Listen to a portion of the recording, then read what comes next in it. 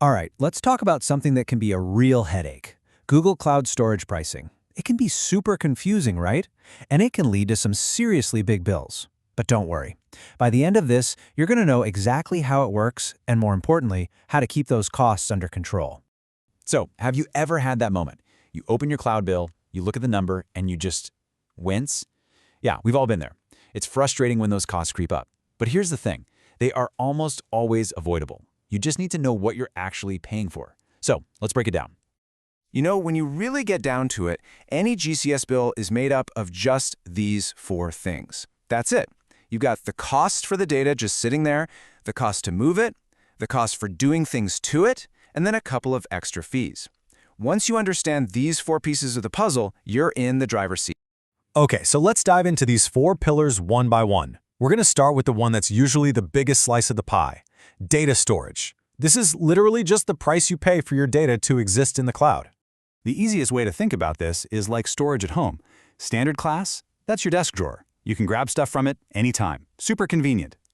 Nearline, cold line, and archive, well, that's more like putting boxes in the attic. It's way cheaper to keep them there, but man, it's a pain if you need to get something out. Now, look at that key rule column. This is so important. These minimums are like a promise. If you put data in cold line, you're telling Google, hey, this is going to be here for at least 90 days, and we'll see in a minute why breaking that promise gets expensive. Next up, network costs. This one is actually pretty straightforward. Putting data into Google Cloud Storage, that's called egress, is always free. Upload all you want. It's taking data out, egress, that's where the costs are. And the most expensive way to do that? Sending it from your GCS bucket out to the general internet. That's the one to watch.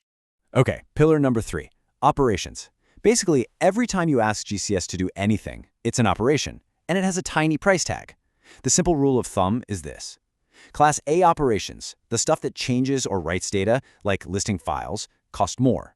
Class B operations, which are mostly just reading data, are cheaper. Every little action adds up. And our last piece of the puzzle, supplemental fees. And folks, this is the big one. The early deletion fee. Remember that promise you made about how long you'd keep your data? Well, if you delete a file from archive storage after just 1 month, Google says, whoa, you promised a year, and they charge you for the other 11 months anyway. This is probably the biggest and most painful gotcha in all of GCS pricing. All right, now that we know how we're being charged, let's get to the good stuff. How do we save money? I've got 4 really practical strategies that you can start using right away to get your bill under control. First things first, pick the right storage class. I know, it's so tempting to look at the prices and just throw everything into that super cheap archive storage.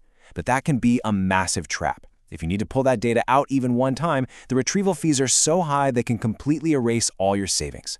So you have to be honest with yourself about your data. Is it hot data you access a lot or cold data you'll never touch? For anything you might need more than once a year, standard is often actually cheaper when you factor everything in. Strategy number 2 is my favorite. Let the robots do the work. You shouldn't have to spend your time manually moving files around. Instead, you can set up these simple if-then rules called object lifecycle management. You can just tell GCS, hey, if a file hasn't been accessed in 60 days, go ahead and move it to cold line for me. Or, you know what, if these log files are over a year old, just delete them. You set the rules up once, and the savings just happen automatically. Now, if even setting up rules sounds like a bit of a chore, there is an even easier way. It's called Autoclass. It's a game changer. You flip a switch on your bucket, and Google just handles everything. It watches how you use your files and automatically shuffles them to the cheapest tier for you.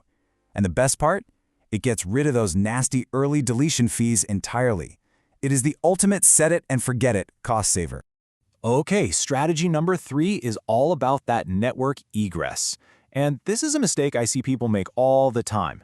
They'll have their web server running in, say, the US, but their storage bucket is over in Europe.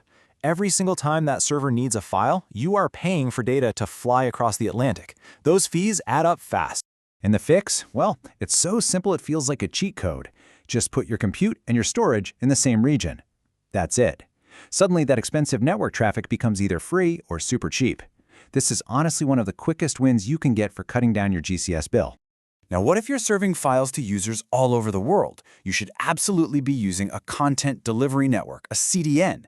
Think of it like a bunch of mini warehouses for your data spread across the globe. When your user in Tokyo wants a video, they don't have to pull it all the way from your bucket in the US, they just get a copy from a local server right there in Asia. And as you can see, the savings are huge. It slashes that expensive internet egress cost. And for our last strategy, let's talk about operations. The old, expensive way to check for new files in a bucket is called polling. It's where your app just constantly asks, is there anything new yet? How about now? Now? Every single one of those questions is a Class A operation that costs you money. The smart way, use notifications.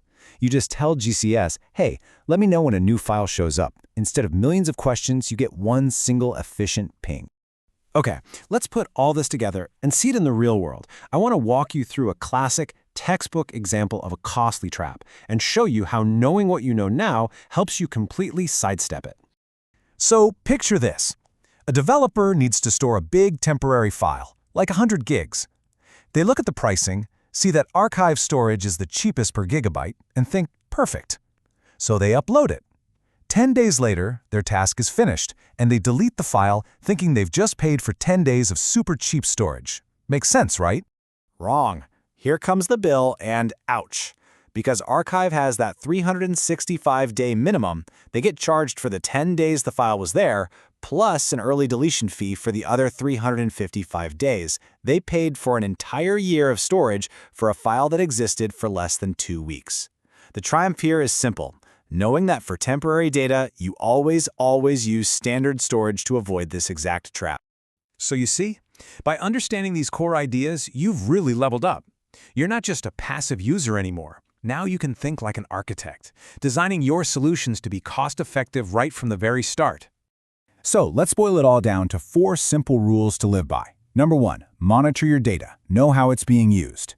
2, automate everything. Use lifecycle rules or Autoclass so you don't even have to think about it. 3, minimize data movement. Keep your services and your storage close together. And 4, be efficient. Use notifications instead of constantly polling. You follow these 4 rules and you will never get a surprise bill again. So I'll just leave you with this question. Now that you have this toolkit, what's one thing you can go and optimize in your own environment right now? Are you going to go flip on Autoclass for a bucket? Are you going to move a web server to be in the same region as its data? The power to slash that cloud bill is literally in your hands. Go use it.